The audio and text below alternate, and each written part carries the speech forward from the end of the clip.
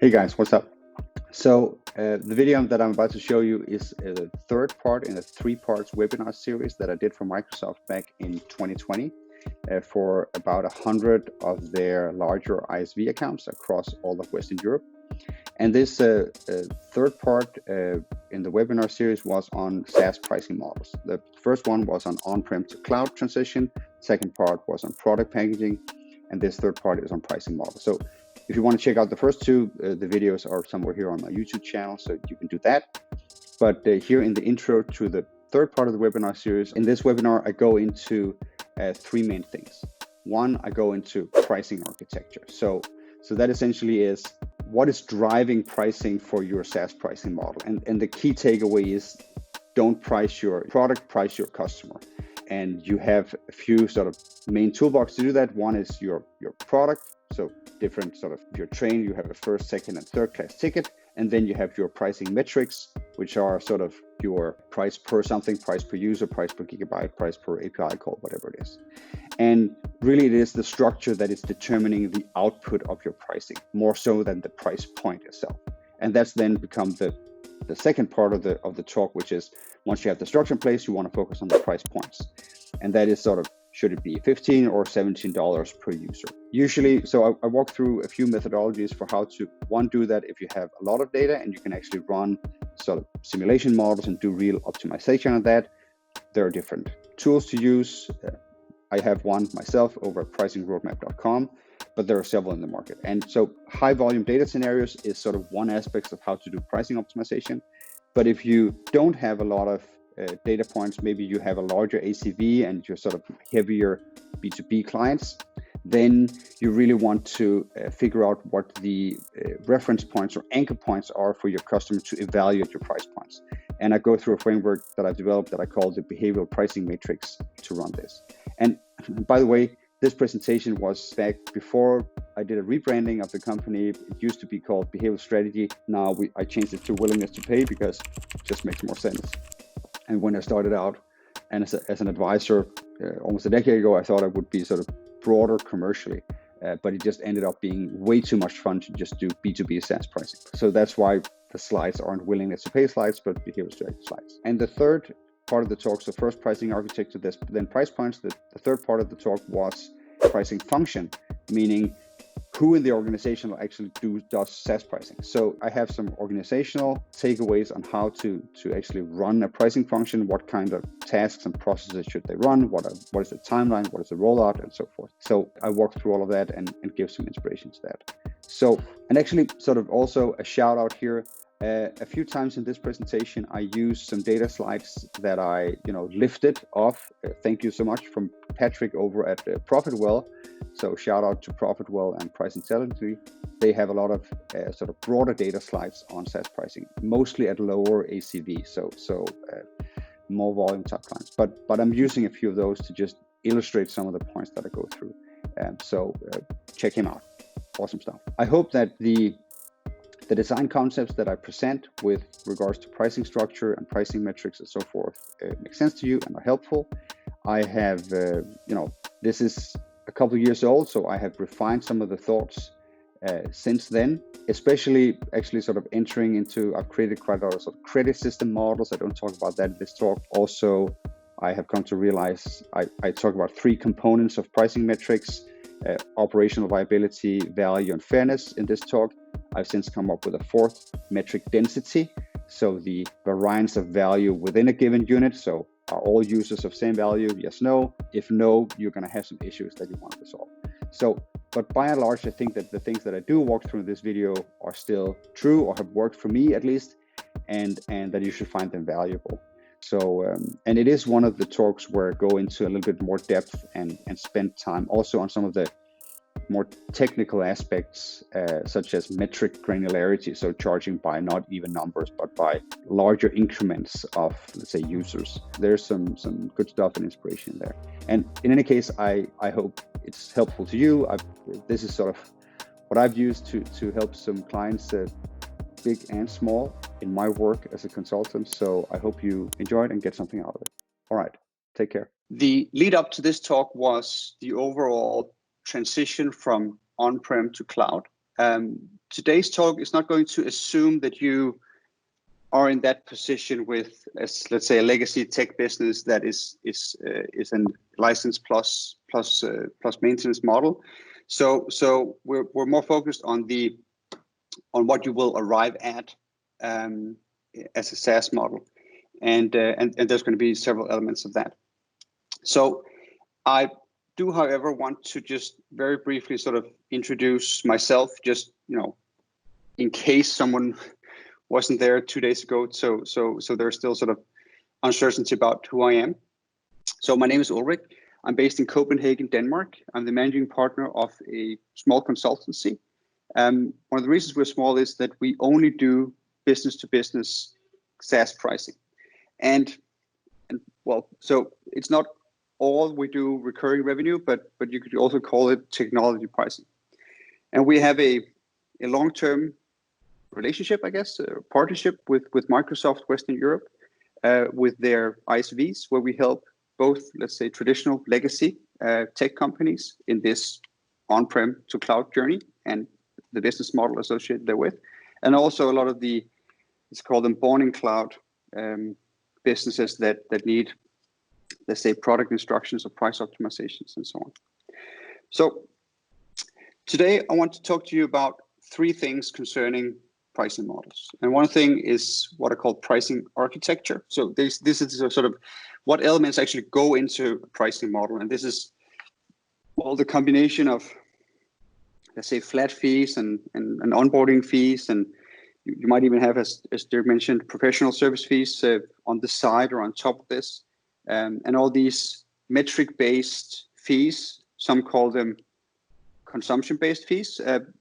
Part of them is consumption-based. So I'll talk about sort of how to approach structuring a pricing architecture with all these different elements. Then I'll go into, and then we'll have time for some questions. Then I'll go into talking about setting price points. And price point setting is essentially, I have sort of 2 main scenarios. One where you have access to lots of data and you can use that. And then you should definitely do some statistical modeling. I'll sort of show you the general, let's say, benefits of that.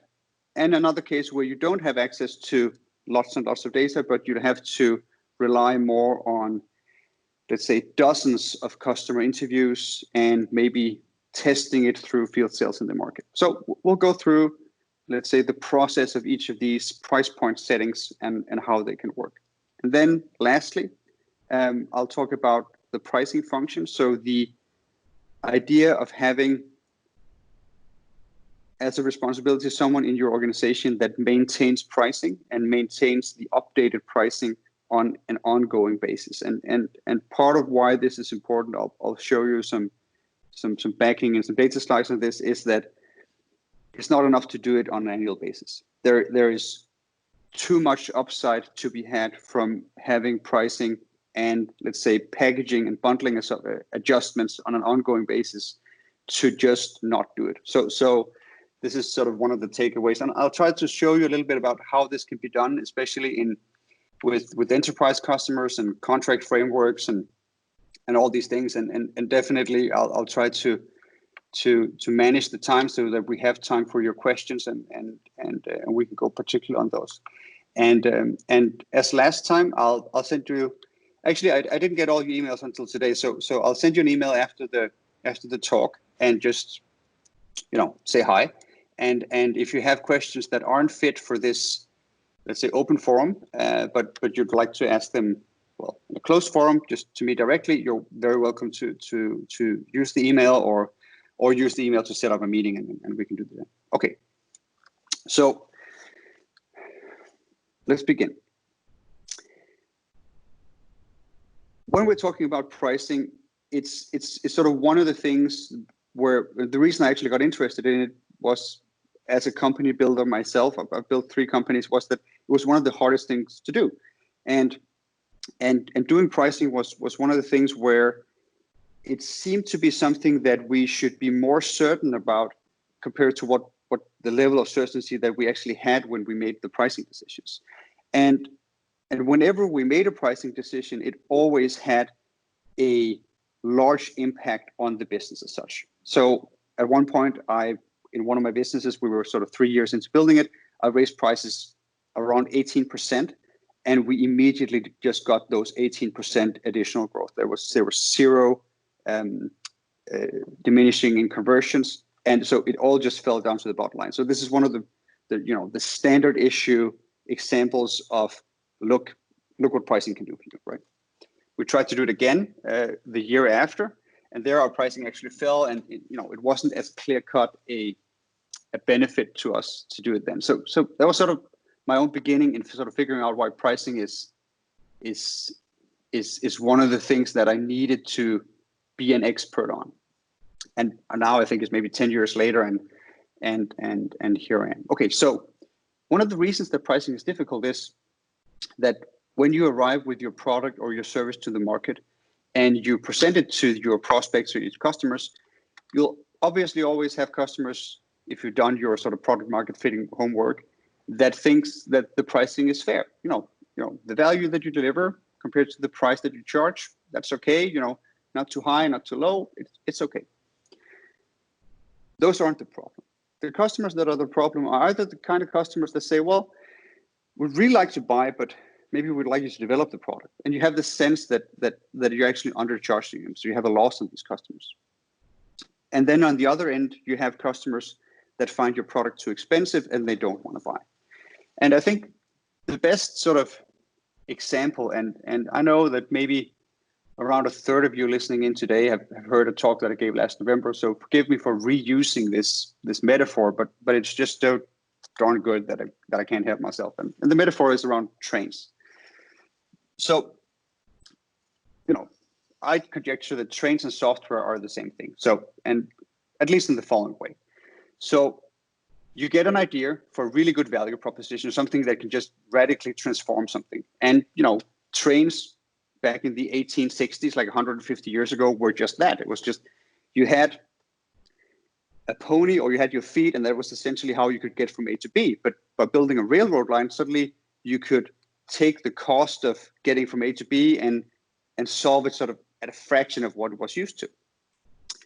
And software is the same thing. So, we can take something that is manual, labor intensive, costly, and we can almost automate it or even create a result that wasn't there before.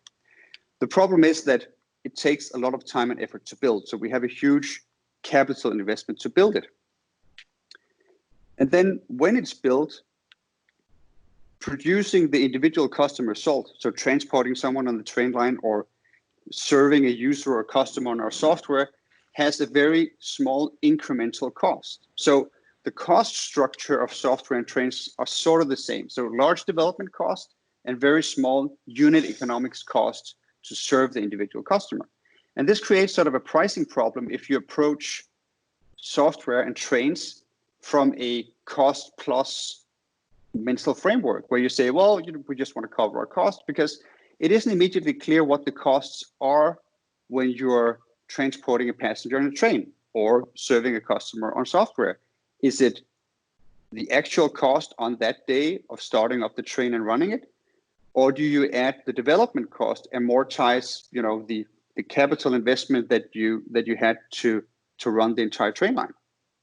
And, this isn't obvious because competition will tend to always focus on the unit economics. So if you have that mental framework, essentially what you'll do is you'll just offer your services way too cheaply compared to the effort and cost that you had in developing them.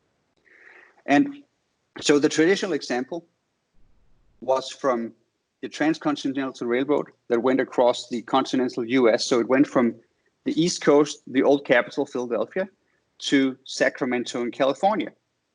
And the standard issue cost to go from east to west before the railroad was something like, it took 6 months and it cost you $6,000. And that was in 1860 money. So it was essentially all the money you had if you were a pioneer and you wanted to go to California.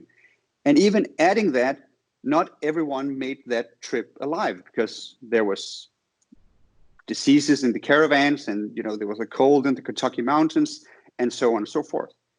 And the railroad lines managed to actually bring the cost down to to $6. So it was 0.1% of the cost that it was used to, and it took about a week. So even the timeline was something like 50 times faster than it was. So the use case was there, but then the question of price, of course, came up. So what do we charge for it? Do we just charge the $6 that is the cost, or do we charge something else?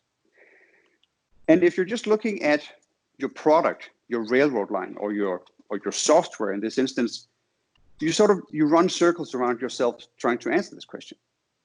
And essentially, what you'll notice is that your market is composed of different types of customers. And I just found a picture just to illustrate the analogy here. So let's say that you have a customer that is, that is fairly affluent, and you have a customer that is relatively poor, and you have a customer that is somewhere in the middle.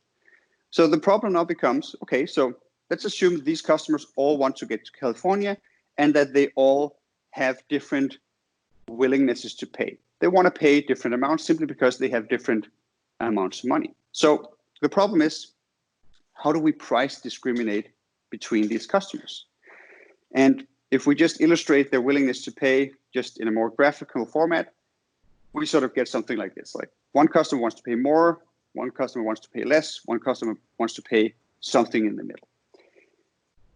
And this is the key point here. If you're approaching your pricing problem as an optimization problem, essentially it's like asking yourself the question, what is the right or best or optimal price for my train or software, whatever, in this marketplace? What you're going to do is that you're going to take a line in this market, let's say something like there, and you're going to figure out at what point you put the line in order to generate the most revenue or the most profits, depending a little bit on what you're optimizing for.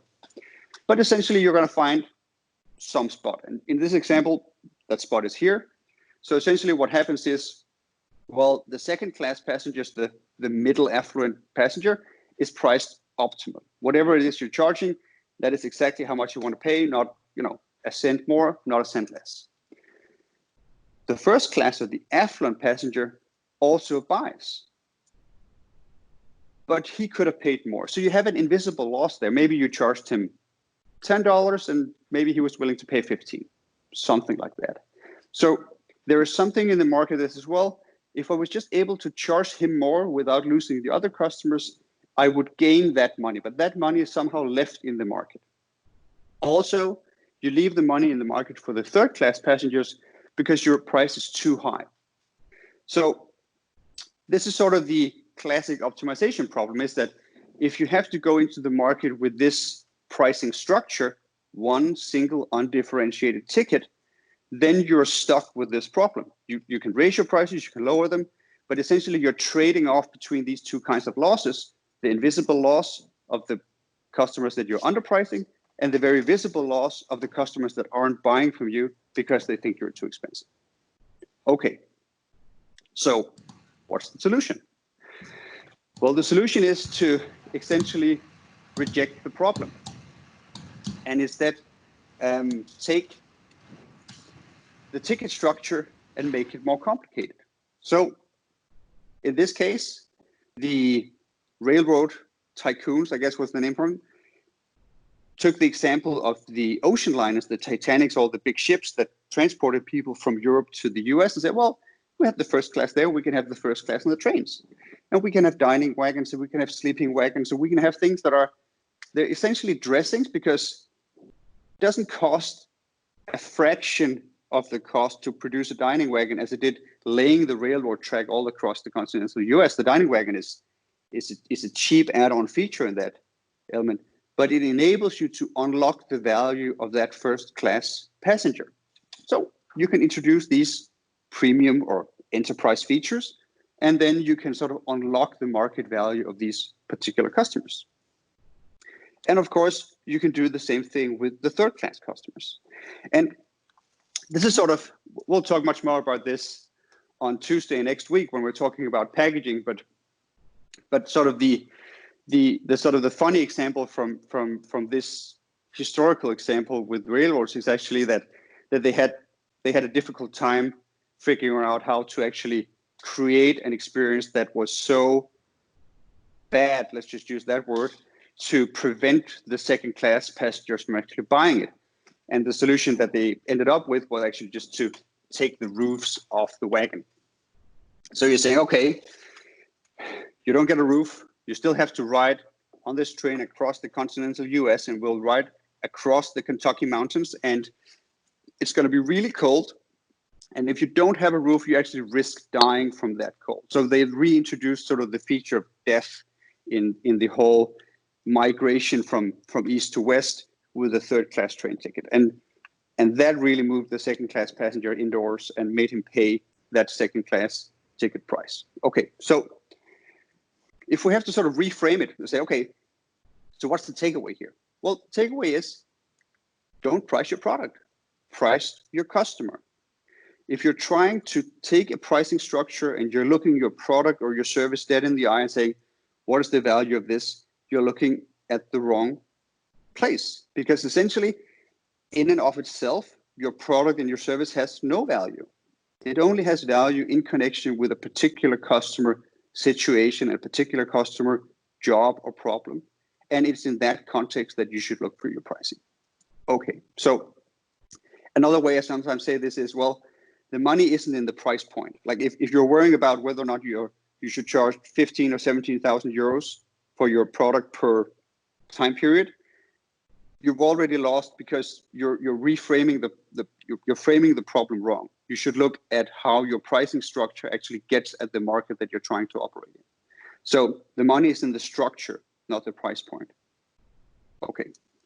So with that sort of metaphor going into it, let's talk about pricing architecture. And so essentially it's sort of how to create this architecture and whom it sort of fits to. And sort of the last part of that is going to get a little bit interesting as we're trying to fit a pricing structure into organizational budgets.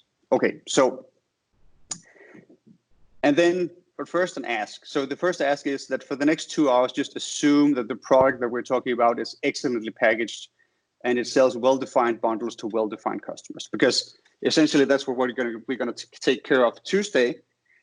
And you can't, and we're going to talk about that more on Tuesday, you can't really separate the pricing model from the product model. Those two things just go hand in hand. And if you change something in the pricing model, well, your price elasticities and the customers that want different bundles, you'll have to start over with that. So that's just, these two things have to be developed in unison. Okay, so far so good. Price the customer. So let's look at the toolbox or the Lego blocks that we have in order to create a SaaS pricing model. And essentially it's made up of 3 distinctly different types of pricing blocks. The first one is non-recurring pricing blocks. So that is anything that is, well, at the beginning or pre the subscription. So that's startup cost. This can be implementation cost. It could be sort of building business case. It could be, an upfront license fee. We see that on SaaS sometimes as well. And we have exit costs, which is essentially all the varying costs that can be to offboard a customer or get them out of the subscription or whatever. It could be relinquished credits, all these things. And then, of course, all the one-offs that you have, the consultings, the certifications, the trainings, etc., that are non-recurring during the customer's lifetime. Okay, so that's the first kind. That's sort of, maybe that doesn't need any more explanation than that. Then we have all the flat fees that are recurring. So this can be something like, well, you're going to pay 10,000 euros a month as a flat fee, and that's just to get on the platform or whatever it is. And we can add something to that. We say, well, if you want the reporting 2.0, that goes to a 5,000 extra, something like that. And we can have invoicing fees and that, and we can have so on and so forth. But essentially, we have all the block of pricing elements that are recurring, that recur on a whatever time period basis, but doesn't fluctuate up or down. The nominal number doesn't increase. That's the second kind. The third kind are all the metric-based fees that we charge. So a metric is essentially anything that you say it's a price per something. price per user, price per gigabyte, price per factory site, price per API call, price per insert it yourself. You can have these as core metrics, and you can have them as add-ons. And of course, you can have several of these. So essentially, this is just to say, well, we have these Lego blocks to build with. We have something where we can land a cost or a revenue stream from the customer one time, or we can do that before, during, or after the customer relationship. Then we can have a stable income stream, or we can have fluctuating income streams. Okay. If we look at these sort of base elements and say, okay, so which one is better? We can say, well, that's a hard question. And for enterprise software and very large annual contract values, I don't know of anyone that has good data sets. But for smaller contract values, and this still goes into the tens of thousands of dollars or euros a year on contract values, we have some pretty large data sets that gives us at least an indication of how these models compare to each other. I just want to show you one of them. So this is a little over 6,000 companies, and this is measured on churn. And essentially it says, well, if you're only feature differentiated, which means essentially that you only have flat fees and you don't have any kind of value metric or pricing metric, then you have churn just below 7% per month, which means that it's 7% per month essentially means that you turn over your entire customer portfolio every year. That goes down, and remember the data set is quite large, so you have everything from small time to medium time to large SaaS companies in here. It goes down to approximately half if you run based on almost exclusively on pricing metrics. So simple per user basis or whatever you might see.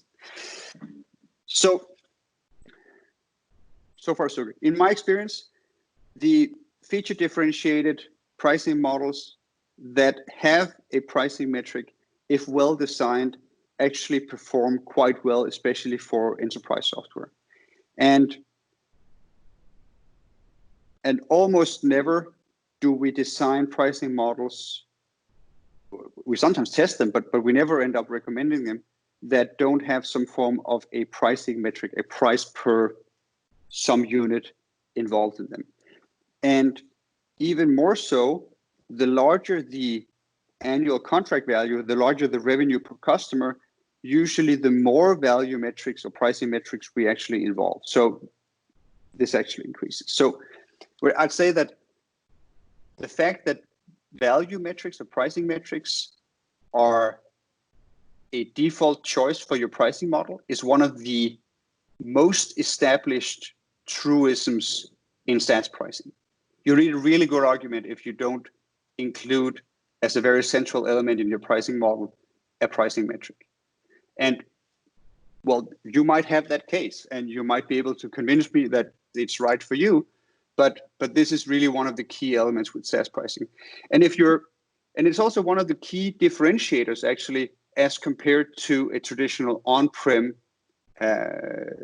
business model, because one of the elements of these pricing metrics is, of course, that they need to be measurable. And simply by moving your technology to a cloud distribution point, you get a lot more measure points compared to what you had previously, which opens up to a lot of these different value metrics or pricing metrics. So it's one of the things where I say, well, at least for that reason, it would be a good idea to just review what is now possible. So let's take a look at the pricing metrics and how we can actually first start to choose them and then start to, let's say, fit them or design them more closely to our need. Okay, so I want to show you three things first with how to choose the right pricing metrics. And actually, I just started talking about the first one, the measurability and the executability. So you can't price based on something that you can't measure. It's just a truism. And actually adding on to that, it's one of the most common, let's say, tech architecture and operational issues I see is that we go out, we sit down with the sales team and executive team and a product team and say, okay, so how should we price this? We go through the different options as seen from the customer's angle, and pretty quickly it becomes relatively obvious that the customer wants some kind of pricing metric, that there's just something that makes sense for this particular case. And then the SaaS business says, well, that's really difficult because our billing system or our invoicing system can't handle it. And, we can't measure it, or we can't measure it real time, or we can measure something like it, but it's just problematic for us to, from an operational standpoint, to build our invoicing on it. So shouldn't we instead, essentially do something else? And the answer to that question almost always is, well, you're putting the cart before the horse. If your system on something as central as your pricing metric isn't up to speed, isn't able to handle whatever it is that obviously is the right for your commercial case, then that is likely a very high value ROI project for you to engage in. So let's just start there. But of course, you can't force this. So you can't measure something like, let's say, satisfied customers without getting into a very qualitative minefield where you'd have to be very specific about what that means without it being manipulated or gameable in some way. So usually we're saying, if you're pretty certain that you can measure it and you can agree with your customer on how to measure it, then you should be able to find some way to actually execute your pricing on this. And let's just consider that your total available pool of possible pricing metrics. Okay, then comes the two questions of say, okay, so what should I choose, and how will this affect my sales dynamic? So I'm just going to show you an example of someone that chose a couple of pricing metrics where at least one of them was wrong. So this is 2021. This is an AI platform house here in Copenhagen. They employ maybe, I think, 100 and 150 engineers. They are a spin-off from a large investment bank, and they create something called Grace. That's an AI platform that is designed for banks. And they have essentially two pricing metrics at play here.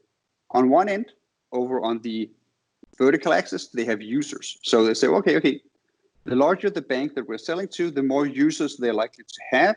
So we're going to charge them based on users on a sort of small, medium, large basis. That's sort of the one pricing metric. But also, we want to charge based on essentially some kind of value here. So let's choose something like AI models that are being deployed on the platform. So they call that models in production. And we're saying, well, they have sort of small, medium, large thinking there as well, saying, well, from 1 to 4 models, 5 to 15, and 15 plus, we're going to call that some brackets of models. And then we have a little matrix where we say, well, if you have 10 users and 10 models, you're going to pay, I fake the numbers, but in this example, it's 12,500 euros per month for having our software or our platform available to you. Okay, so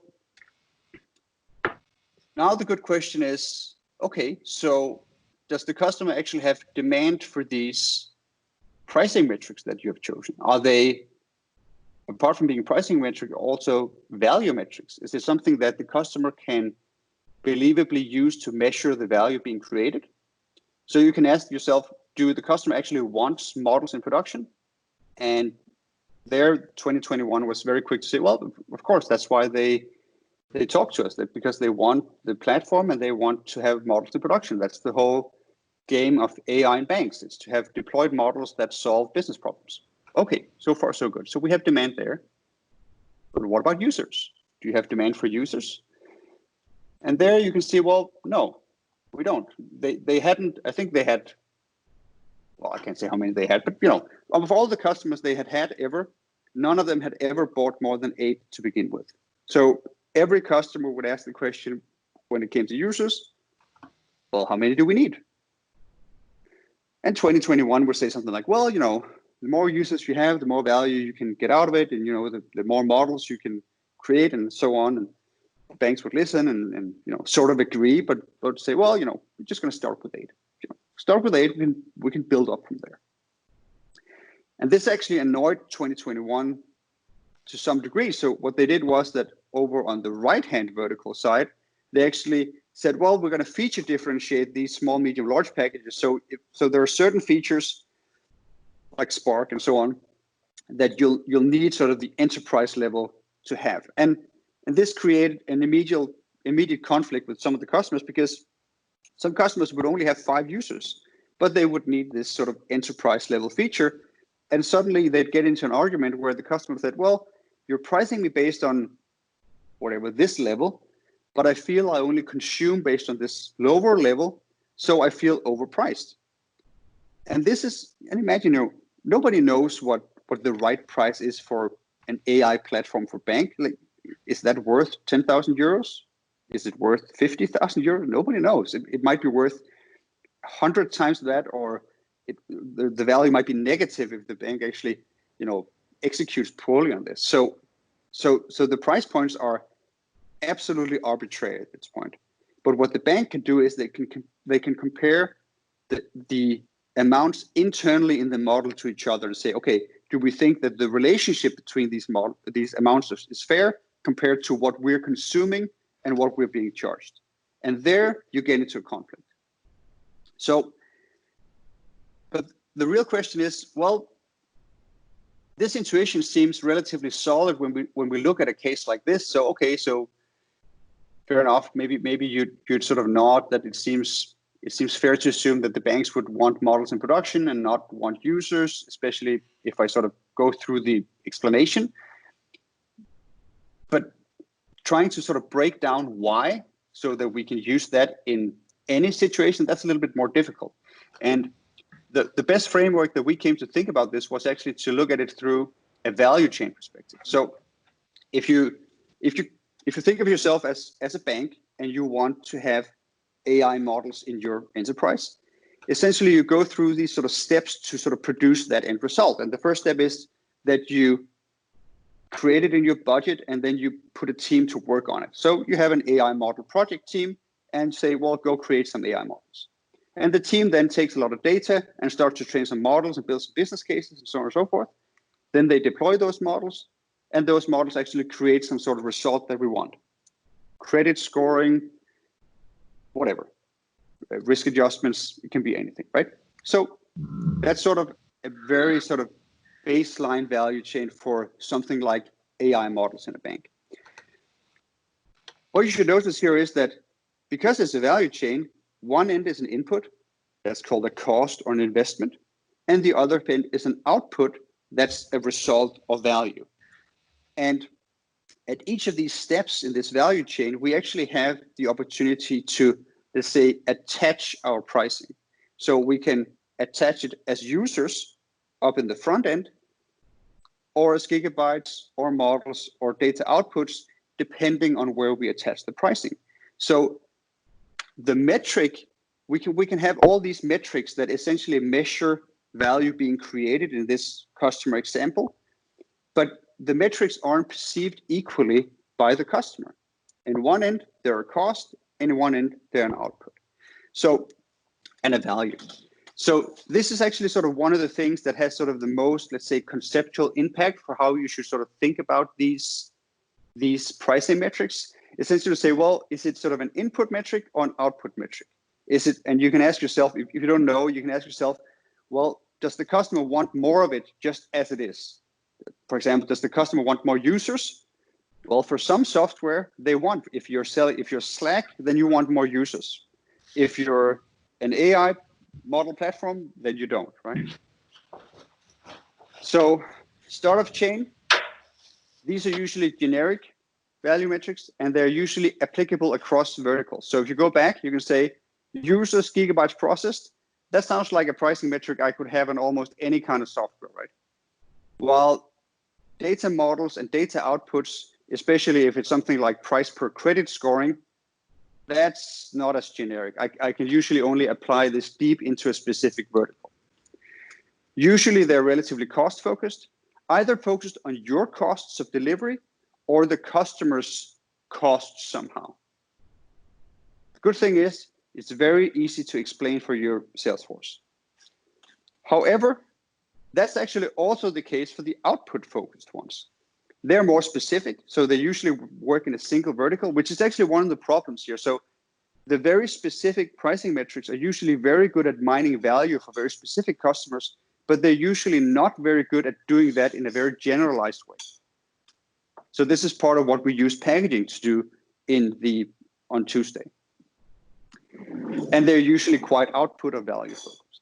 Okay, so the takeaway here with picking your pricing metric is actually saying value chains are like rainbows.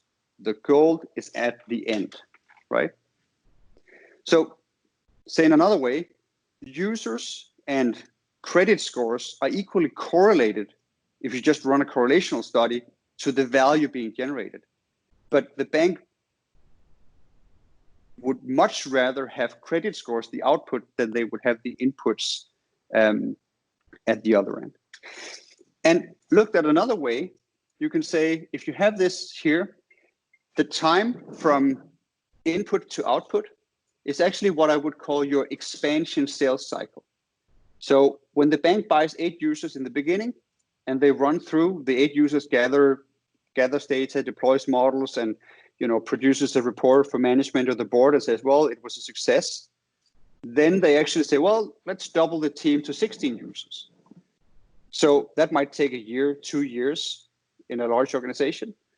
But if 2021 instead had said, well, we're only going to charge based on models in production, which was what they actually did in the end, then maybe the bank at the beginning would have created 15 users or 12 users, which would have generated more models faster, and the expansion revenue of that customer account would actually have grown a lot faster, which is the result here. So you can also say that the value chain is like a timeline that your customer has to run through to actually reap the benefits of whatever it is that your product gives them. And if you attach the pricing at the beginning, that investment life cycle will be longer, and hence the growth will be lower. If you attach it at the end, it's faster. Okay. So it's a lot of sort of compound effects on this. So does that mean that we can just charge based on the outputs always? Well, here we actually get to the plumber example that Dirk mentioned. So yes, sometimes you have a value metric or a pricing metric that is considered sort of what the customer actually wants. But you can also have this, let's say, tangent consideration from the customer that is somehow just isn't fair for you to price them on that metric. So we usually have sort of 2 axes that we consider these value metrics on. One is value, and the other is what we call expectation to pay. This is something that the customer actually expects to be priced on. And if that is sort of, if you can't really wrap your head around that, maybe that's sort of a little bit contrived, then just sort of substitute it with the word, does the customer think it's fair to pay for this? And so we usually say if you have the 2 things, high value and high fairness, then you have the combination of a customer that thinks, well, I have demand for this, I want it actually, and I think it's fair that you're pricing me based on this metric. And in the other 3 quadrants, you have sort of the other combinations of these two questions. And if we put the 4 metrics that we had from 2021 into this diagram, we can see that users and gigabytes, they fall below the line. So there's no demand for them. Like the banks don't want users, the banks don't want gigabytes. They're too far on the left-hand side of the value chain. But actually they are on the right-hand side of the fairness axis. So the bank would actually be willing to pay for them if you ask them to. They just don't have the demand. So the bank says, okay, we'll buy 8 users. That's okay. We're not going to, we're used to paying for users. We're expecting to pay for users. Everybody else charges based on users. So why not here? It's reasonable. It's not generating value for us, but we sort of get it, right? If you charge them based on the data outputs, you say, well, here you have, a platform, and we just want to charge you based on all the credit scores you produce or all the capital adjustments or whatever it is. Then the bank might say something like, hey, wait a minute. It's true that that's really valuable for us, and that's what we're going to use the system for. But we sort of consider that to be our data, and maybe it's even our work, and so get your hands off it, right? So there might be this idea that it is unfair for you to try to tap that value.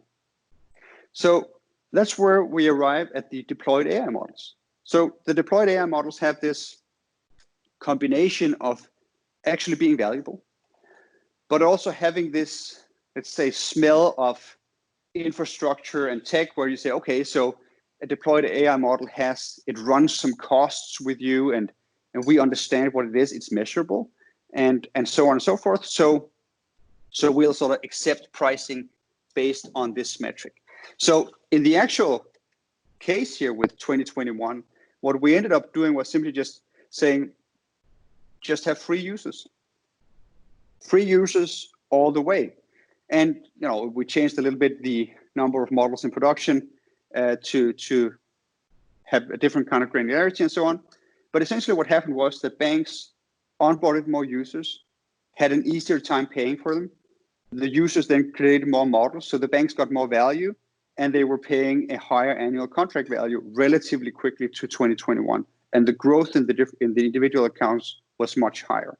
So it was just a win-win, where we just essentially removed the brakes that was built into the pricing model. Okay, so those are the things that you should sort of consider when choosing the model. Is it measurable and executable? Is it, let's say, at the beginning or the end of the value chain? And does the customer actually expect to pay for it? What's the sales dynamic here? Are they considering it to be fair? And if you can sort of find sort of the, let's say, the best overall fit, then you have a really good candidate. And actually, on top of this, all of these three questions are questions that you can ask your customer. You can say, well, how do you want to pay? We have these three options. Which one do you prefer? Which one don't you prefer? And the customer will actually be inclined to answer you very truthfully, because customers don't want you to pick a pricing metric that is awkward or not aligned with their value creation. So it's one of the things in pricing where you can have a very straightforward and honest conversation with your customers, essentially pick the ones that is best for the both of you. Okay. Now, let's say that you have overall picked a pricing metric. Now comes sort of the nitty-gritty. And this has to do with finding the technical definition and figuring out the granularity of the metric, and then actually imposing discount metrics on your value metric. I'm just going to go sort of through quickly what I mean by these things. And to the first one of the technical definitions, I have a couple of sort of customer examples just to showcase what I mean. And essentially, it is to be very concrete with exactly what is a model of production, or what is a user, or what exactly do we mean with a stored gigabyte. And these can sound very simple to answer, but once you dig down just a little bit, some of them can actually be quite abstract. So, and even more importantly, some of them can actually have a pretty high commercial impact.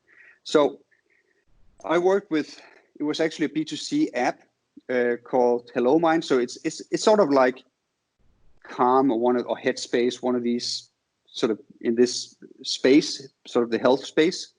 And they had this opportunity to sell to the largest regional telco. So the telco would essentially become a reseller, offer it for free to all of the telco's customers in this region, which was a couple of countries.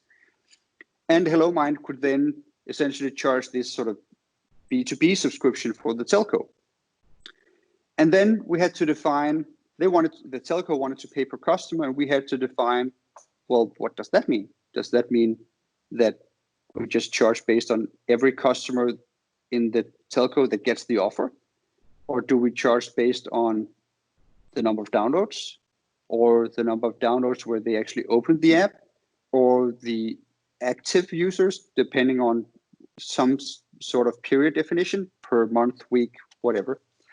And essentially, once you're in this space, and especially if you're doing these kinds of negotiations, actually what you'll find is that what you're really trading is partly is risk. So you're trading different sort of risk scenarios in the future with your customers, and you'll figure out that at one level of, let's say, definition, you can be just generous enough for your customers to sort of relinquish the brakes and start buying in more quantity than they would otherwise.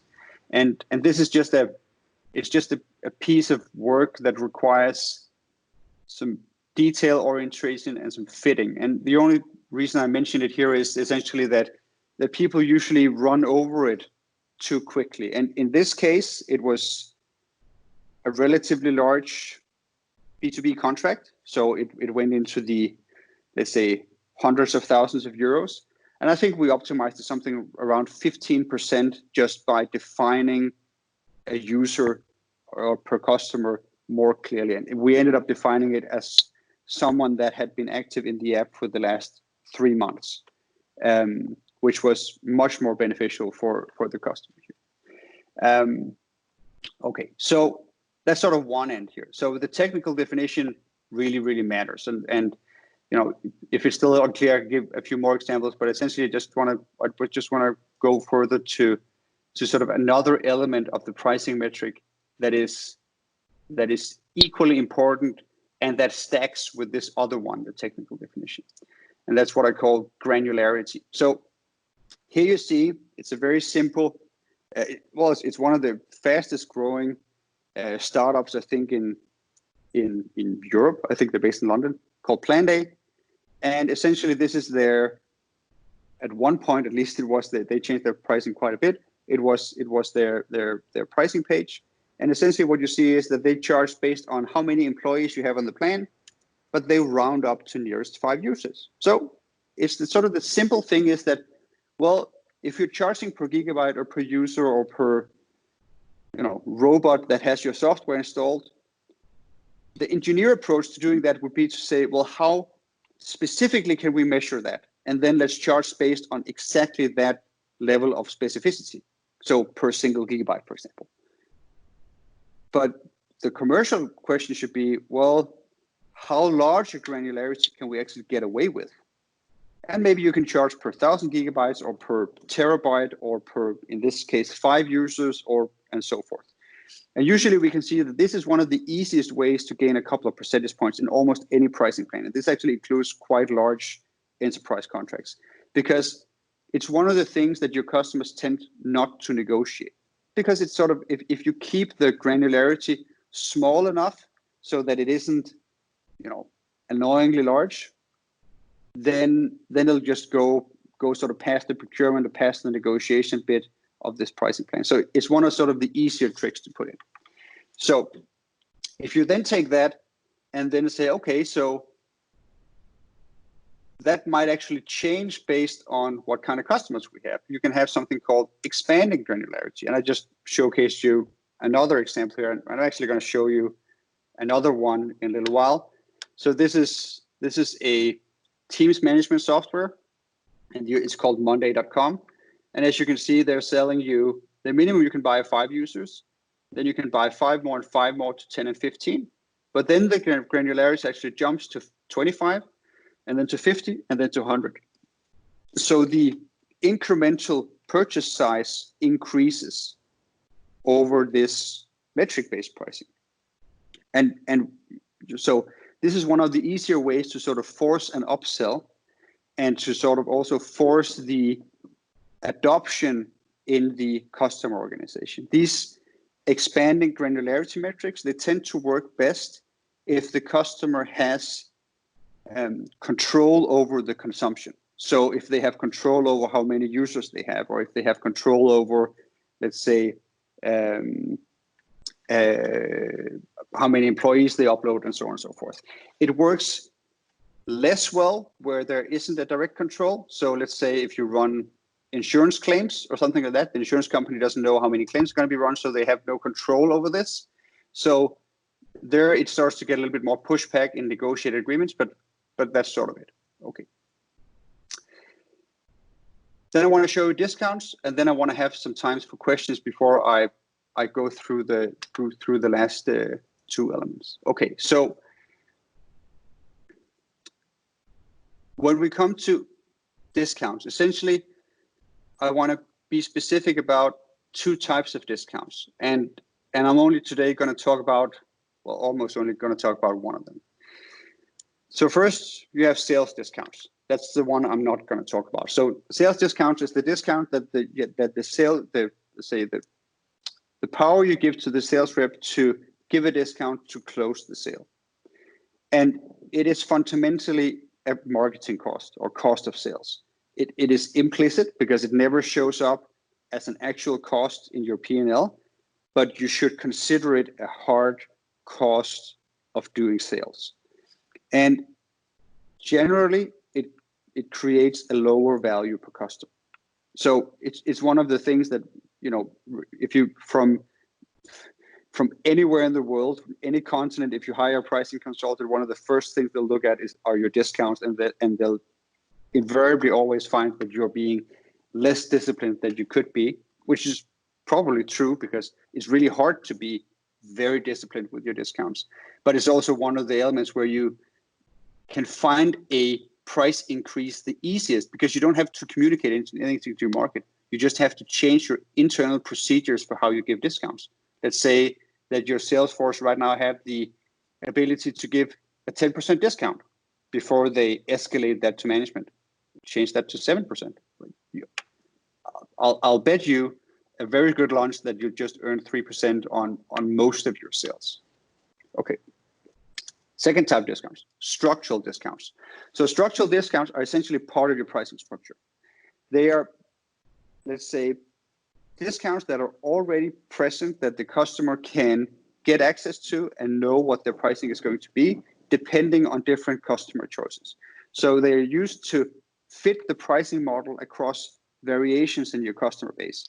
So you might say something like, well, it's something like you use it to price differently on your first, second, or third class customers, or depending on how many miles you travel, or whatever it is. And generally, these structural discounts, they generate a higher value per customer.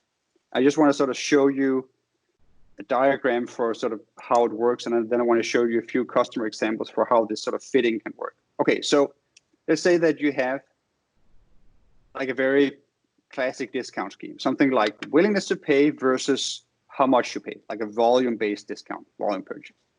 And let's say that you have a very generic core pricing metric that says, well, it's going to cost you, let's say, €1 per gigabyte that you run through my system, something like that. But let's say that you have a market that says something like this, right? Okay, so customers' willingness to pay is something like, in the beginning, that €1 per gigabyte might be close to the truth, but as the customers get large and super large, they expect very large discounts on that €1 per gigabyte. So maybe they expect something like 50% or obviously going a bit larger, right? If you just have your sales discounts, you just have your core metric-based pricing, you say, well, it's €1 per gigabyte, and then you give your sales representatives the power to close the super large customers, you know, as best they can, then you're likely going to get something like this, right? Heroic effort with, you know, a very large jurisdiction from the sales. And they're going to try to match this with willingness to pay, and they're going to be war stories and everything else that you'll find in the sales department around this. Okay. What I'll argue is that heroic effort gets a lot easier if you have something like this. If you have a structural discount that tries to actually aim a little bit higher than the customer's willingness to pay, depending a little bit on your acquisition model, and say something like, well, yeah, we have some discounts pre-made, depending on, in this case, volume, and they are X, Y, and Z. And essentially what happens is that this entire distance with no structural discount is really hard for sales to calibrate well. So they'll miss the mark. But this is much easier, right? So whatever it is, we're going to see that if they have to travel a shorter distance, if the super large customers are in the pricing structure that you have already laid out, almost correctly priced, and sales still only have maybe 5% discounts to give, they're much more disciplined in actually landing these super large contracts.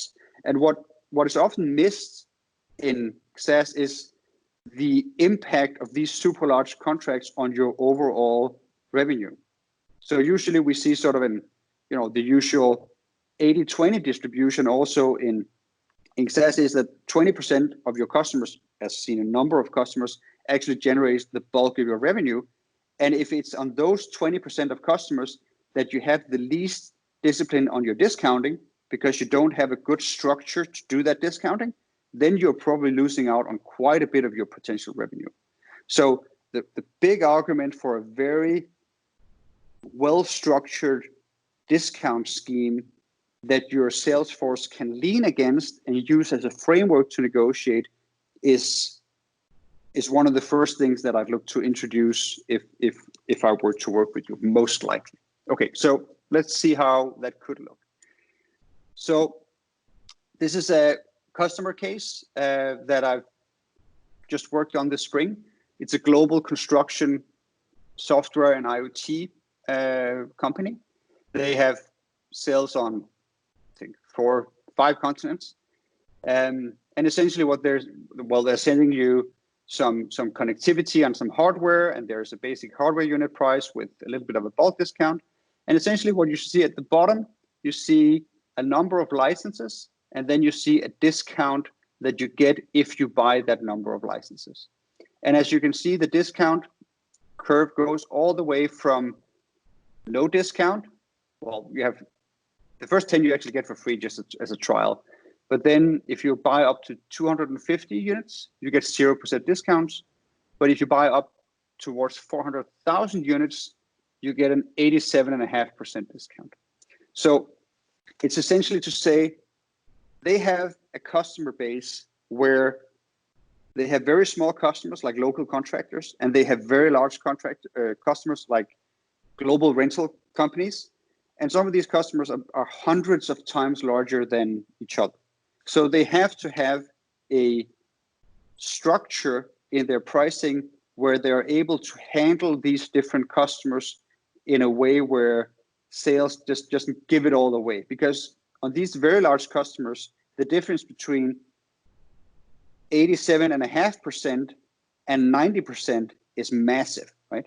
So that's almost, well, that's 25% extra revenue on that last customer just by being this specific with your pricing. And if you lay it out over these unit sizes and you have these subscriptions running for 2, 3, 4, 5 years, you get sort of a slope like this. So usually we call it a discount slope to sort of figure out, okay, so at what level should we do the discounting based on whatever it is that we want to discount, and run it like that. So it's just one of the things that you need to consider when you're doing your pricing is that you say, well, we need to do pricing and we need to do discounting as well at the same time. You can't run just pricing and then just give discounts to sales and let them own it. Okay, so I could show you a few other examples of this, but actually I want to pause for questions now. So the way that we're going to do it is you can just write them in the chat, and I'll read out loud a few of them, and spend, depending if there are any questions, I'll spend a couple of minutes on it, and then we'll move forward with price points, and then with the pricing function or pricing organization thing here. Okay, so let's say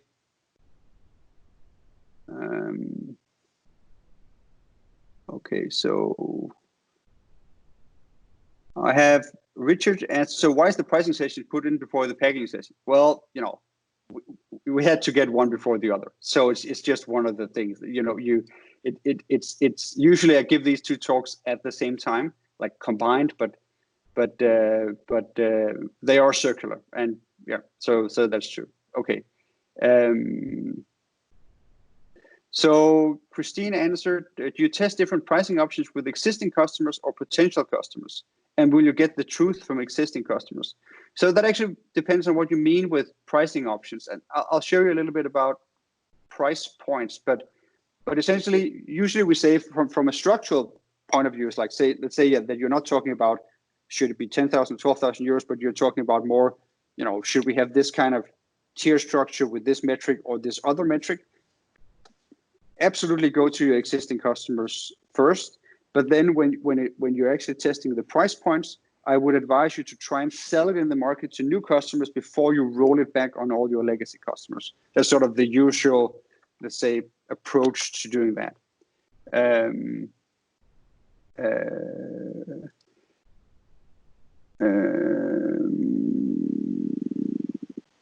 And then I'm getting a question on BPM platform software or other software development platforms. There, the challenge in the value chain definition is in changes based on the opportunity you're selling.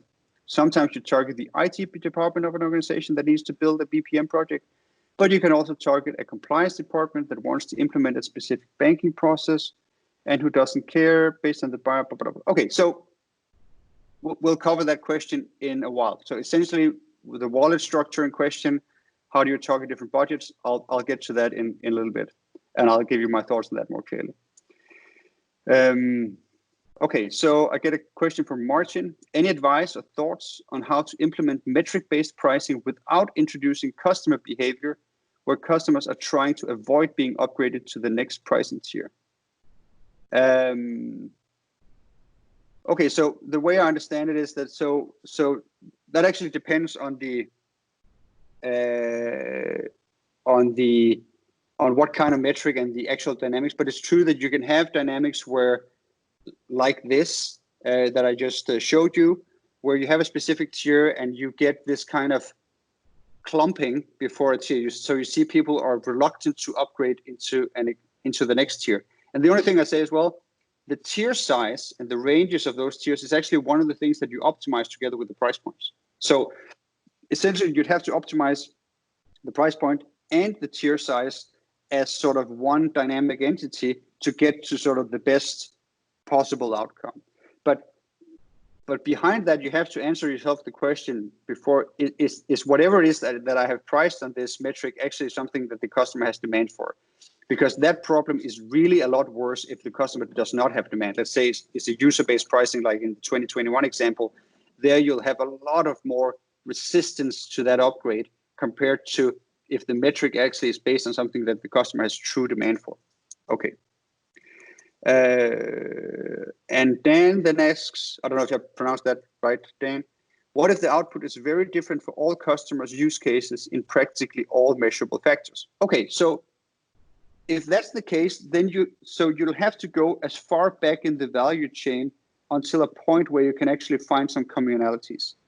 So as I mentioned with these value chains, at the very end of them, they're usually very specific. They're very much buried in a specific vertical, and as you know, you might even find cases where they are almost, you know, that vertical is the individual customer, and the only thing you can do is to sort of walk back up the value chain and find a place where you can have some sort of, let's say, vantage points where you can charge a lot of customers. But it's one of the things that packaging does, is just try to sort of segment customers in ways where you say, well, maybe banks and insurance companies are not the same, so we'll create two different pricing schemas for them, and because they have different value chains and so on and so forth. But this is the part where I say it's a design exercise, and you'll have to do essentially. You can model it, obviously, but essentially it's that's sort of the theory or what you have to do. Okay. Vijay says complexity, and I don't know, I'm sorry, I'm going to get all your names wrong, but so forgive me for that. Complexity of pricing always a sensitive topic with sales. Sales always look for something simple to explain and sell. how do you strike the right balance between an efficient pricing architecture and a simple pricing model? Okay, so essentially, you can answer that question on several levels. So the first thing that you can answer on is to say you'll have to realize that the feedback from customers that your sales force is getting is only half the picture, right? So, and this is going to be the last question before I move on. So if you go back here, right? So you have these two types of loss. So what your sales force is hearing are the customers who are not buying, right? Because it's too expensive, or the customers that are just on the edge. They don't hear that invisible loss screaming at them, where customers are actually willing to pay maybe 2x of what it is that you're charging them. So that's the first thing to know when you're approaching, let's say, a conversation with sales, is that they only have half the data on your price elasticity. That's a very important first point. The second point is, well, complexity has to be measured up against what you're selling to whom. And essentially you can have a life cycle and should have a life cycle approach to this, where you're saying the more complexity that you build in over time, the more monetization you're able to get out of this. So it's and maybe I'll show you that bit next, and it can actually be sort of a good segue into that. Okay, so we have a pricing metric, we have some discount metrics on top. Time to get a little bit deeper into the customer's budget structure. So let's say that we have these 2021 AI guys again, just as an example. And let's say that you're their sales rep and you approach the bank.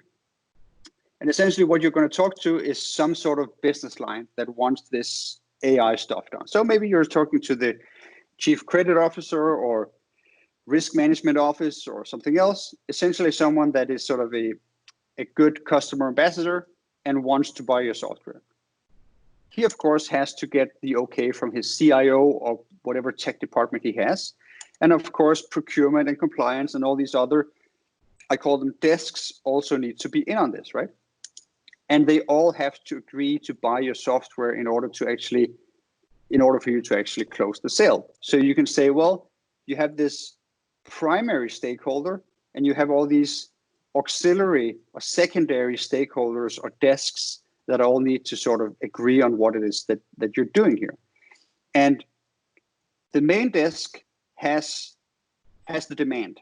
They have the primary demand to buy.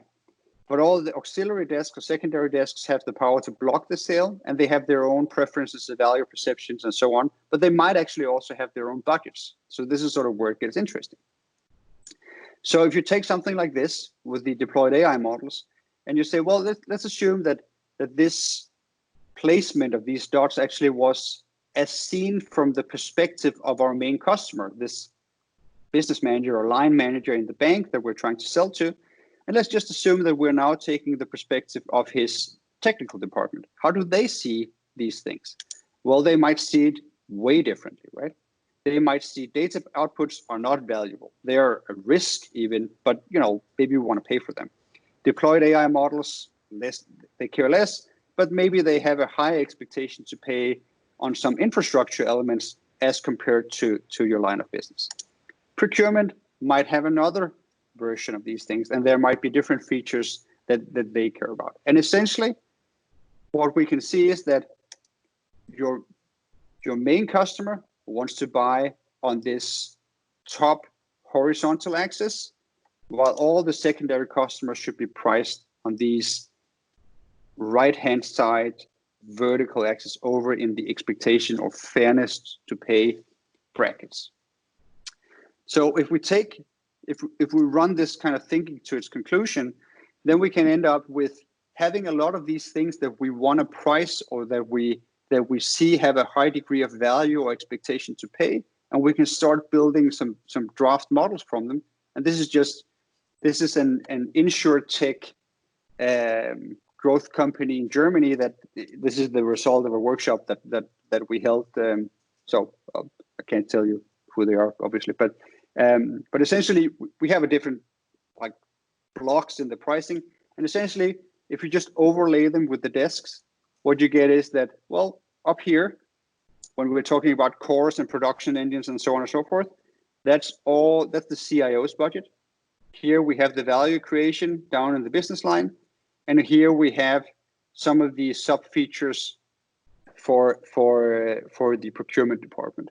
So essentially, what we can do is we can take these different things that we can measure. They could be storage, it could be API calls, it could be, credit scores, whatever. And essentially, we can by asking different budgets to pay for it, we can actually get a higher average price point on this enterprise sale. So this is one of the core elements of trying to create pricing architecture for as soon as you go above account values of, let's say, 50,000 euros a year or something like that. Then you definitely start to be in an area where you need to sort of push into different kinds of budgets, and you start to consider, well, it can't be the business line that carries all of it. We need to involve the technical department on some of these things as well. Maybe HR, compliance, and so on and so forth might have some of the, so HR can pay for some of the training, compliance can pay for some of the reporting and auditing and security and so on and so forth. So I want to show you just another example of how this can actually look. And this is a versioning of a boardroom share that we created on another insurtech company. So they run something like top line revenue, all of it recurring, of around 100 million euros, and they run it on, what can I say? Less than 30 customers. Let's just say that. Okay, so less than 30 customers, 100 million euros. So the average account value here is very large, and essentially the structure says something like, we have a base fixed fee, both in the business and the IT department, and then we have a lot of different pricing metrics for each of them, for each of these budgets. And overall, what happens here is that IT roughly pays 1/3, and business roughly pays 2/3. And we actually use this to raise their prices double digit, because usually they were only pricing the business line. They had a very, let's say, standardized and simple cost per claim system. But then when we actually added all the infrastructure costs with the hosting and the API calls and the third-party integrations and higher SLAs on a lot of these, let's say, on the technical side, actually we were able to add a substantial amount of pricing over there while not impacting the core customer, the primary business line customer. And this is even a very, let's say, simplified version of what it is that we're selling. I'm gonna change it. I'm just gonna show you a sort of an Excelified version of what that a little bit looks like. So what we see here is, and don't worry about all the details here, but essentially this is sort of a very good example of, let's say, the complexity and the line items in a SaaS model where you need an average account value of, let's say, 500,000 euros or more. Like this runs into, what do we have here? 140 lines. And then we have professional services with different purchase models and different sort of sub projects like implementation projects and performance reviews and so on and so forth on the side. So this was sort of, I used the last question as sort of a segue into showing you this, because usually there's this idea that, well, if we have to do SaaS pricing, then it should be really simple, and we can't really sales will just want something that they can explain in 1 second and then be done with it. And essentially, that's often a mistake, especially if you want to profit maximize the customer base that you have, right? Okay. So I'll just let's just see if there's just 1 or 2 questions in the chat, and then I'll spend the last half hour on price points and functions. And if we don't have questions, that's also fine.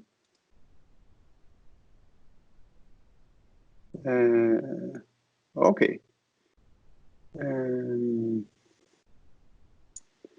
Let's see here. Do you have a price prototyping method you use? Asked Rickard, verifying assumptions. I'm sorry, I don't understand sort of the specifics of that question, Richard. So ask me on the email with a little bit more detail, and I'll answer you there. So we have another question here. What considerations, Sebastian asks, would you have when pricing software for healthcare where efficacy of the platform's functionality is absolutely essential, because we don't want price to be the variable that determines the client's ability to improve healthcare? That means that it's difficult to tier the software functionality in various classes. You know, you can always, especially in business to government sales, and sometimes also these sort of civic sector where you're selling to NGOs, you always get into this idea that essentially the customers wants it for free because they are saving lives or providing public goods or something like that. And I would focus a lot on the expectation to pay elements, the ones where you can have cost transparency, and you say, well, you know, obviously someone has to pay for storage, and you know that someone has to be you, and so on and so forth. So I think I'd run the line of argument on that. But given that, it's actually a very good pricing fence if you have customers that are, let's say, healthcare. Private public operators might be sort of a good distinction to make here. Christine asks, can you get the CIO to contribute with budget for infrastructure if the solution is delivered as SaaS? And that the answer is almost always yes. Absolutely. So if you're paying for gigabytes, so let's go back to something like this. If you put a pricing model like this in a conference room somewhere and says, we'd like you to buy this, what's going to happen when you leave is that the business director and the IT director is going to look at it, and essentially the business director is going to say, well, obviously all this, let's say, value-based software over here, I'm going to pay for that with my budget, but everything that has to do with maintenance and disaster recovery and in IT service, that has to be your budget. And the IT director tends to agree. So what we see is that over time, the business budget eats the IT budget. So the business budgets get larger to pay for these OpEx costs, while the IT budget gets smaller over time, generally in the market.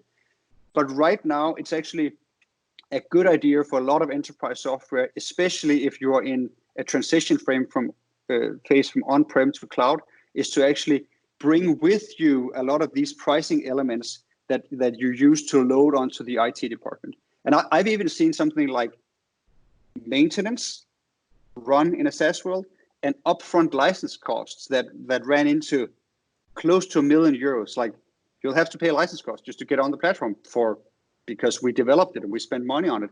And there is if we have, maintenance was another story, but essentially adding maintenance to that as well. So there's no, there's no law against something like that. If you can convince your customers, then that's fine. And customers, when you talk to them, tends to be relatively reasonable, especially if you can convey these kinds of costs. Okay. So far, so good. I want to talk to you about price points. Okay. So essentially, two scenarios with price points. So price points is, now we have the pricing model, right? So let's say that we created something for like a couple of metrics for the IT department and maybe a flat fee and something for the business line. And we structured it in a way as complex as we thought it was the right amount of complexity. And maybe we even tested that complexity with the customers. Now is the time to figure out if it should be 10,000 euros or 12,000 euros or, and for what. And especially as you have more of these metrics, this starts to be relatively complicated. And essentially, there are two general approaches to it. And of course, you can make combination approaches, but it's easier to just talk about the two because they're essentially different. So one is you have a lot of data. And by lots of data, I actually mean you have several hundred customers. So we don't need tens of thousands of customers. So that's sort of the good thing, but you do need several hundred customers. And you usually actually also need more than one product, or at least more than one product configuration to start to triangulate and model this completely. The other scenario, you have less than that. Okay. So let's just run through what you can do if you actually have hundreds of customers and you have a relatively sort of, and you want to do what we call dynamic statistical scenario modeling. And it's essentially you just call it a pricing engine or pricing AI, because essentially that's what it does. And essentially what you do is you take all the data sources that you can find. So all the transaction data, all your CRM data, you start to systematically describe your product data. You can have survey data, competition data, market data, users data, and so on and so forth. And essentially one of the things that happens is that, and that's the reason why we don't need thousands of customers, is that if you have different data sets and you stack them, that actually outperforms having single large data sets, such as lots of transaction data. And essentially what we can start to do is we can start to model all the different trade-offs that these customers have. So we can start to optimize the entire product portfolio instead of just the single product. So we start to say, well, elasticity, just as a concept, isn't something that is meaningfully applied to a product or a given price point. Instead, it's something that sort of flows between all your products and even on different customer segment levels, where we can start to model this. So essentially what you should do from a statistical standpoint is to try and model your customer's preference and combinations of preferences on a feature level, and then you can start to give them, let's say, options and see how they behave. And essentially it looks something like this. You create offer inputs, the virtual customers or your statistical engine then essentially predicts the buying decisions on the outputs. And this is, it sounds relatively simple because there's AI everywhere, and you know, why not data drive these things? But the dynamics of the model and the way that you can actually calibrate these things over time is actually quite remarkable. And essentially it gives you the option to start to optimize for the whole of all the price points and all the packaging options that you have in your, let's say, portfolio or your product ecosystem, to get to the, let's say, universal optimum. And you'll need to sort of figure out that the structure is sort of as the structure is. So you can't test or model all eventualities. So this is definitely a point that comes after having created the first architecture. You can move things around in it, but not everything. And essentially you'll get something like this, right? Portfolio optimization, price optimization across whatever you want, across different customer segments. And you can even start to sort of model competitive elements insofar as you could describe competitor products with your own feature sets. So if you have the data, hundreds of customers, then this is what you should be aiming at. This is sort of the gold standard of where we see SaaS pricing and SaaS price modeling today. And we have created some pretty outstanding results also on some pretty large companies with methodologies like this, because essentially the statistics often reveal like slight differences that your sales force or your product department or your, let's say, manually handheld pricing consultant just can't figure out. And it can be something small as, well, you know, should this final discount be 87.5% or 90%? And it's really hard to model that with outside of the, let's say, global optimum scenario where you see all the effects of something like that. Okay, so if you have a lot of data, aim for that. Stack it and start to run some statistical modeling on it. If you don't have a lot of data, then you're stuck with something like this. Create a hypothesis, ask sales and or product to validate it, see what happens, and try to have a disciplined discussion around it. And unfortunately, it's sort of that low tech, and the quality actually arrives in the devil is in the detail here. So the first thing that I would mention here to get quality in a process like this is to say, well, the base hypothesis that you build must be deep and owned by both product, sales, and executives. And by deep, I mean you need to have run something like the wallet structuring exercise I showed you before, where you know how the customer accounts for the cost and what the preferences are of each of the individual stakeholders in your customer organization.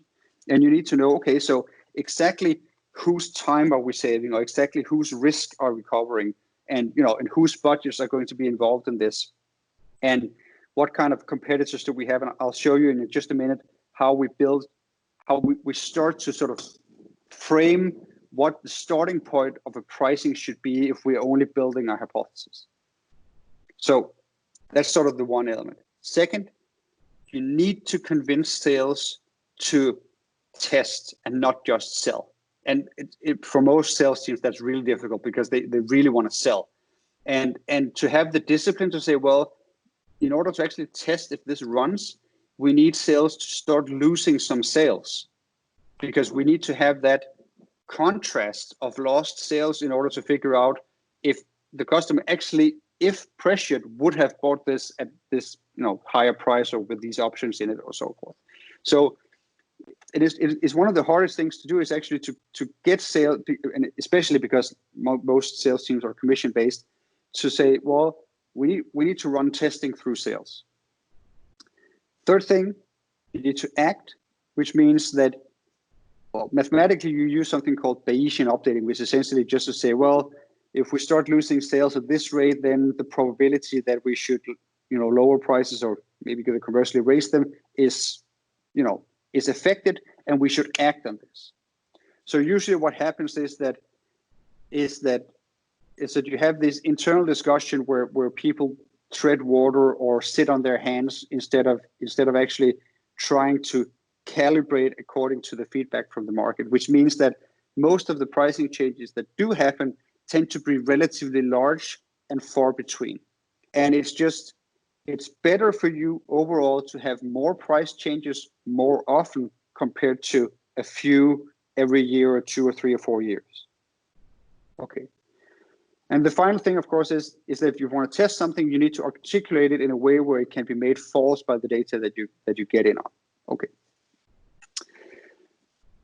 So, and it's one of the hardest things to do actually, is to have a small data set where each customer can be critical to the entire business case, because the account value is so high, but there really is no way around it.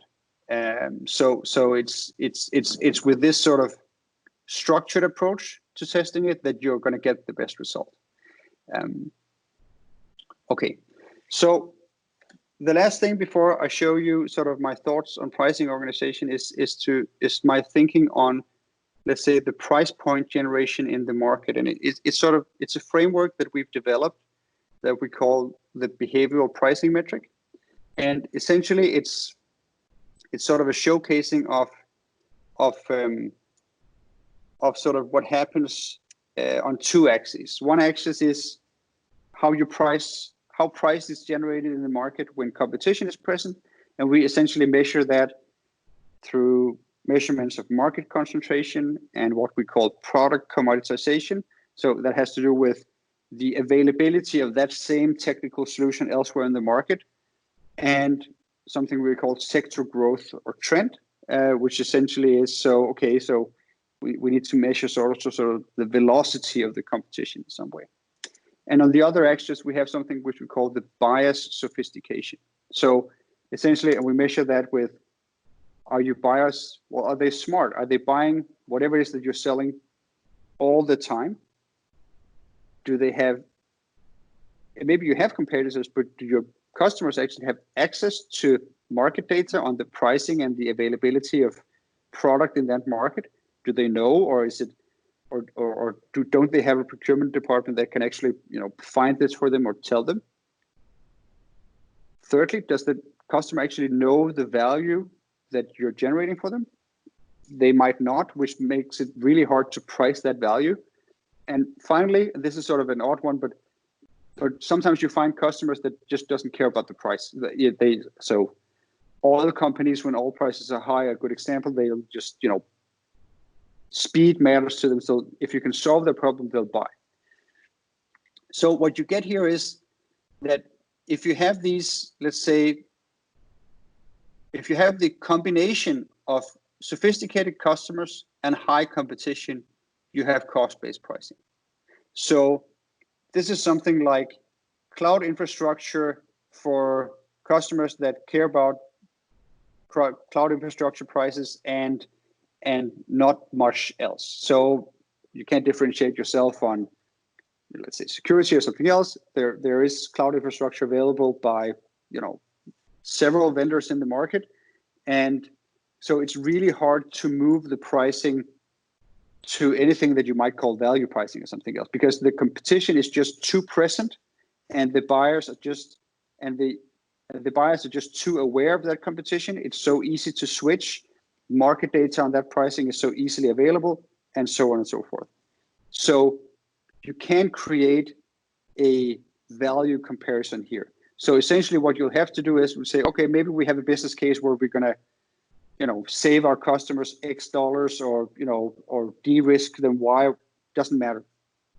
The only thing that matters if you have sophisticated buyers and you have a lot of competition is the price of your competitors. And you'll just have to figure out essentially how to produce that value cheaper than them. You're in a commodity market, and that's just it.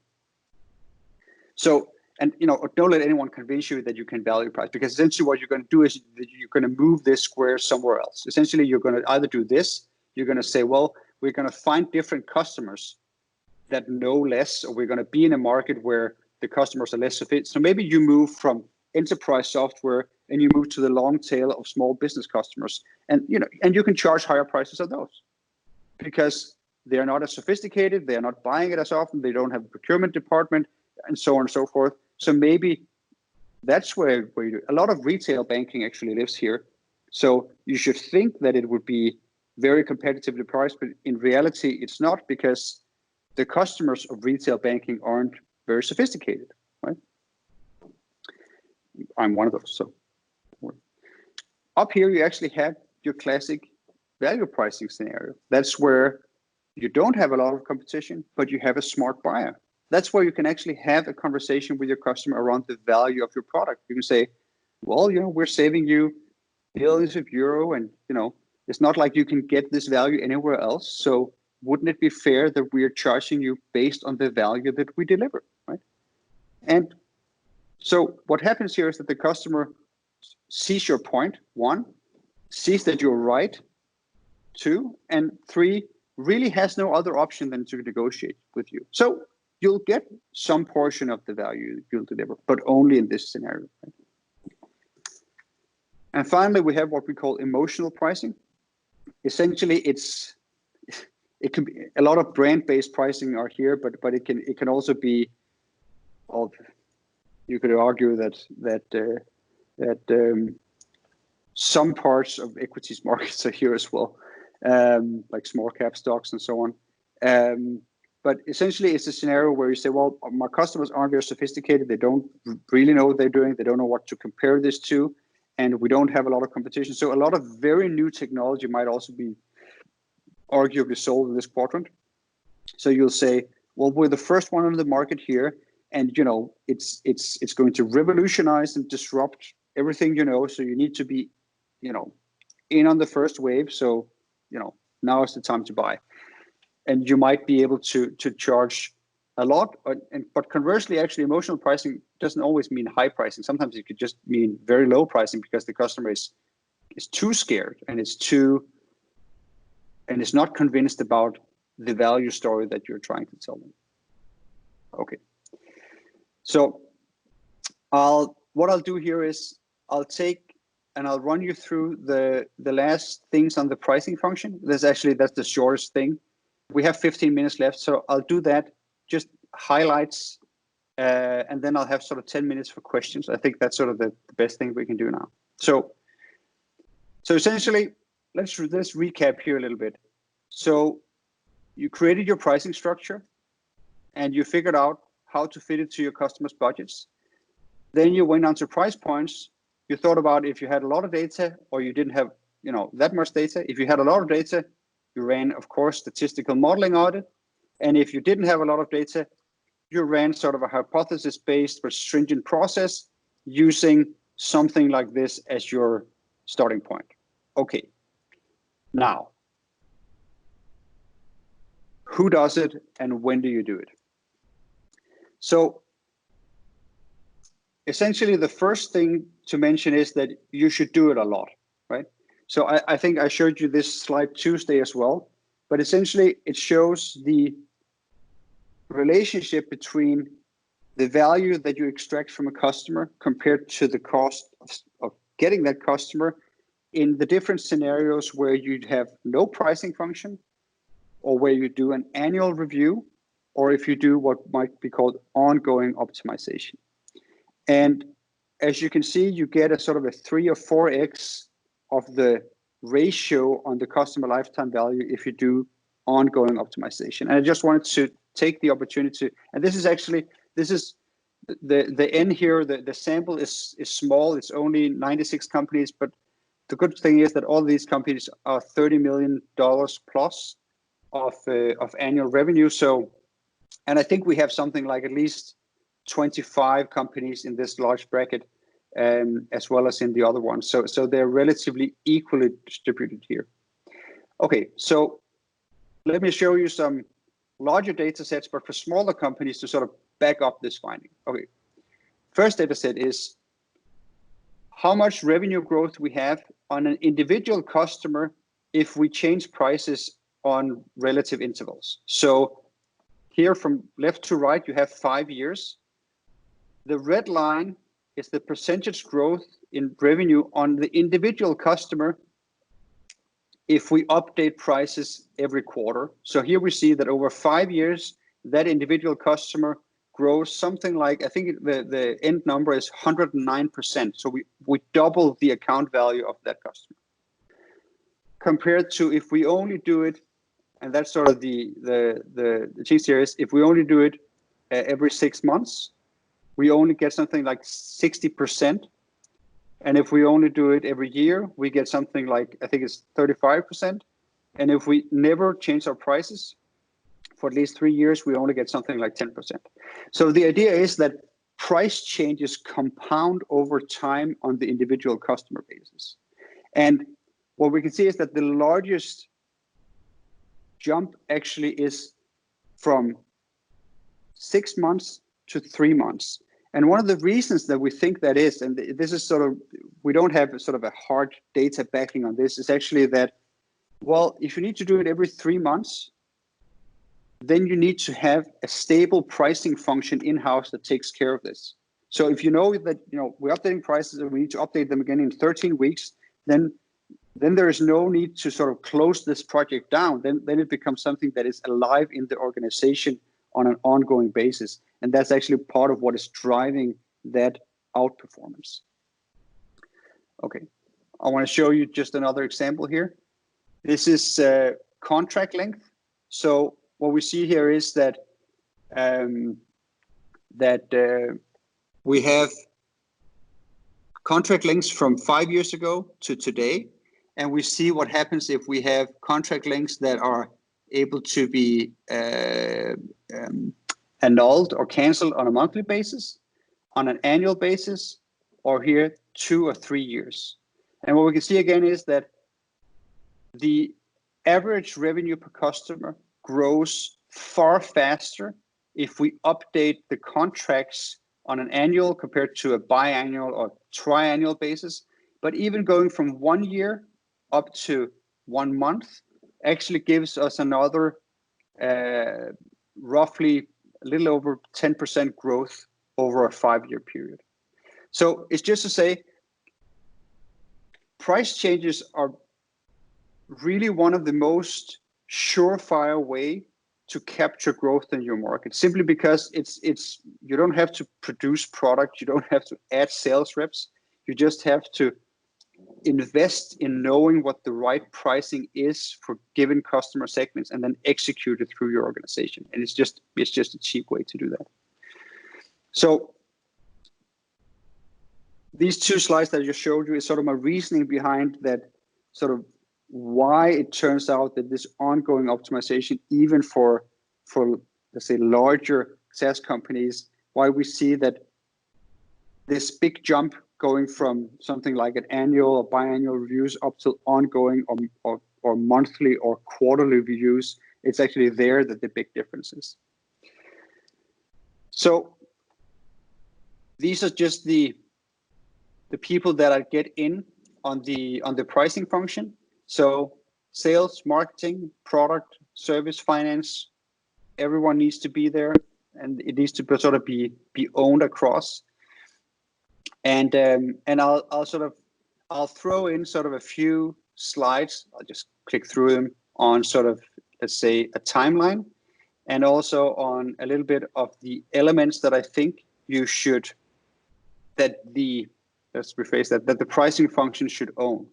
So the pricing function should own the price list, the terms catalog, the product and service catalog, the sales materials, and the standard operating procedure of the sale. So how much discounts can the sales team give? When do they need to escalate, and so on and so forth. And they need to own the yearly cycle of updating all these things and actually rolling them out. Okay. So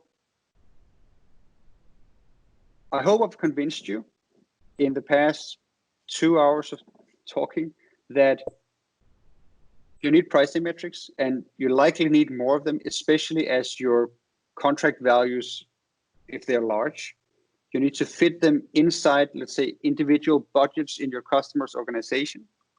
You need to have a relatively structured, or if possible, data-driven process on actually creating and updating these price points. And that actually needs to happen on an ongoing basis all across the organization, because that's where the big win is. Okay. So thank you so far. I'll take more questions now, and we have sort of 10 minutes left. So let's spend that. Let's see here.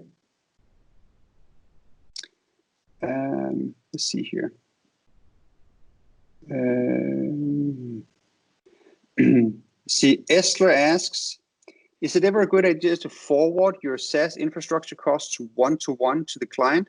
So client sees how much Azure cloud costs occurred, and you only price the value add of your software and services. So that might be the case. Actually, so it's usually, so that depends. It depends on what your pricing is on this infrastructure. If your pricing is sort of the same as the customer could get, you might have an advantage in showing the customer that you're not marking it up, right? So the only thing I'd say, be sure to forward the true cost, which might not always be the cost that is invoiced to you. But that's sort of the one thing. Often we see, especially with something like infrastructure cost, that your economies of scale are far better than the customers.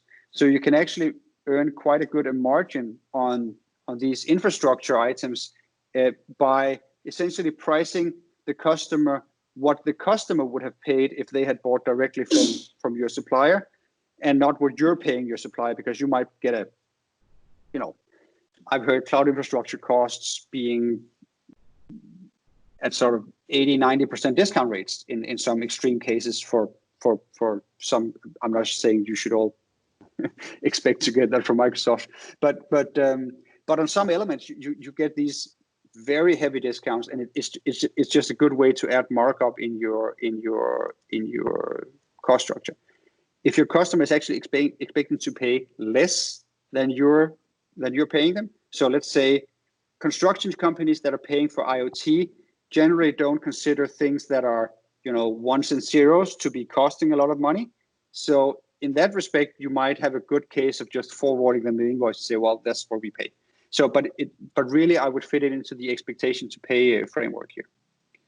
Okay.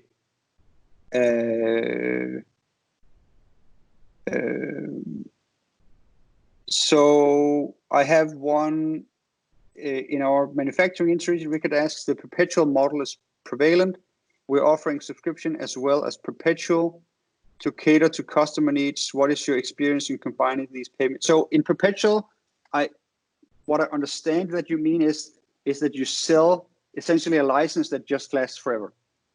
And actually sort of working in construction, I've had a couple of customers in that segment in the past 6 months or so. I see that things are changing a little bit, and this idea that, so the reason, as far as I understand your question, that many construction companies want these perpetual licenses is essentially that they can buy it as CapEx costs and then just be done with it. And part of that is simply that they don't want the hassle of this, let's say, operational cost and these sort of small time subscriptions. And so I think it will move out of pricing models in the next 5-7 years almost completely. So, but you don't necessarily want to be ahead of the curve. I think that's sort of my primary concern here, and that's true with a lot of these pricing models. Is that there's no medal for being first. So be on time is sort of my. Yeah, I think you need to sort of write me an email with the particulars of the question if you need more from me on that. So what size of organization do you think would justify a dedicated pricing function? So Labate asked it. So, well, if dedicated, you mean full-time staffed. So I think once you hit something like, it depends a little bit actually on who you are, but if you're a growth software, let's say, and you hit something like 5-10 million in ARR, then the product team needs to have someone dedicated to this full time, and the function needs to be present beforehand. So I think it's either usually it's large to begin with in product or in sales. I'd recommend it in product. If you're a B2C company, maybe it can be launched in marketing, but in B2B, it's usually product or sales, and usually they need to work together to do this. But I think given that let's say that you could grow twice as fast at whatever growth that you're in now, when would be the right time to actually dedicate a couple of people to this? But really the true dedication of resources isn't so much like the 2 or 3 headcount that you need. It's actually more let's say the friction of cooperation between these different functions through price and product and so on that needs this. Okay, we'll end the session here. Thank you very much, everyone.